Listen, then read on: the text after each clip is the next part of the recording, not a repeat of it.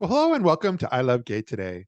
And this is kind of a special edition. We are diving into the world of film over the next few days. There's a film festival coming up in San Jose, California. I believe it's August.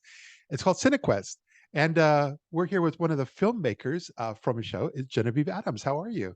I'm good, Matt. Thanks so much for having me. Absolutely. No, I'm kind of, we get excited over these things we've done over the years, kind of teaming up with film festivals to bring some of the writers and producers of really great film, but kind of try to bring their story to light. And we've done this with Outfest in the past and so forth. And looking forward to doing this with you all here. You're our first interview for Cinequest.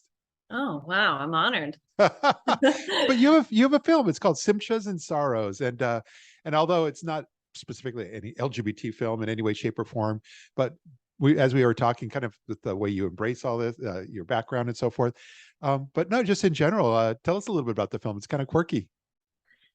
It is. Yeah, I like that word. It's an independent romantic dramedy about a secular former Catholic schoolgirl named Agnes, who I play, who attempts to convert to Judaism to marry her long-term boyfriend, Levi, who is played by Thomas McDonald. Yeah. And they meet this wonderful, very fierce, courageous rabbi played by Hari Neff, and things Yeah. get a little weird and fun and difficult and all the things. Yeah. No, I enjoyed it. And just for everybody who's watching, we'll have the trailer for this at the end of the interview. So I'll just make sure at the end to yeah, tune in for that.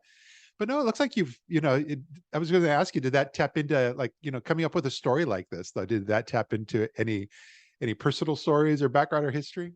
Yes, I'm afraid it's fairly obvious. I tend to write from personal experience, and I guess now 4 years ago, 5 years ago, when I got engaged, Yeah. my now husband encouraged me to take this class with him at Central Synagogue in New York City. He's Jewish, or was raised Jewish, and although we had never discussed any of his Jewishness really when we were dating, suddenly when we were getting married, it Yeah. became like a topic, sort of a charged topic. And I was sort of surprised because I didn't know this identity really meant that much to him, and I didn't know how he related to his Jewishness.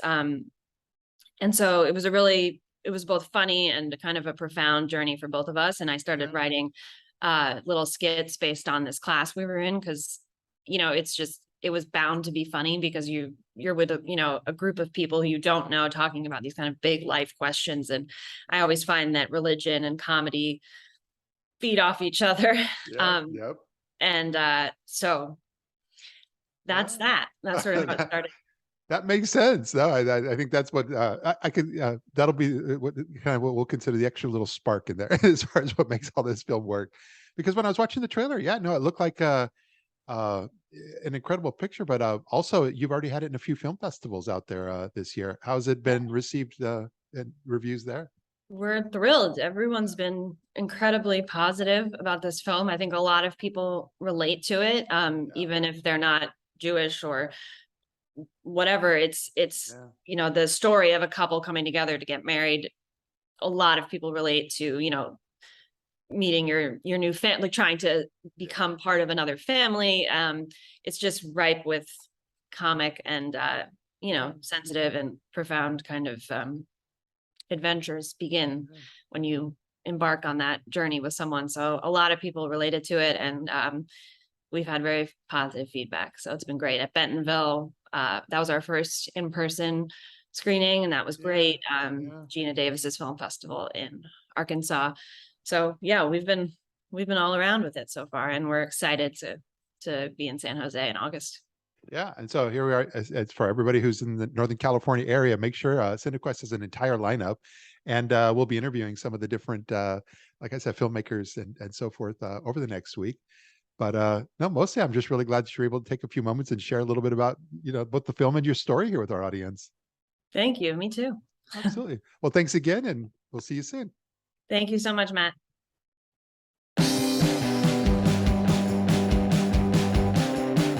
Isn't Jesus Jewish? Well, that is no concern of yours. Oh my God. Yes. What process? Your conversion. I'm converting? Yeah. Baruch atah Adonai, notein haTorah. What do you think about the Maccabees? The Maccabees. I'm late for a bris, so. Enjoy the bris.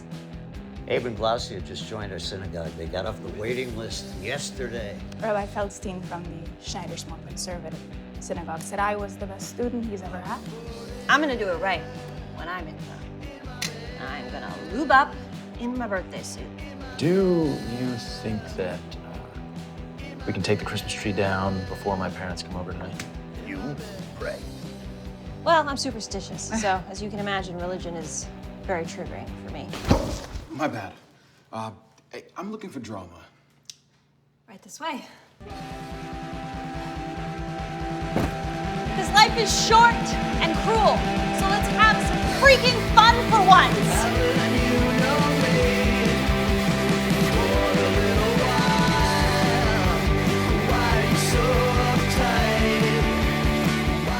Israel, the word itself means one who wrestles with God.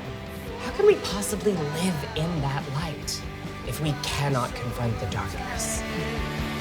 Sukkot is supposed to be all about the beauty of impermanence. It's supposed to teach us to love what we have while we have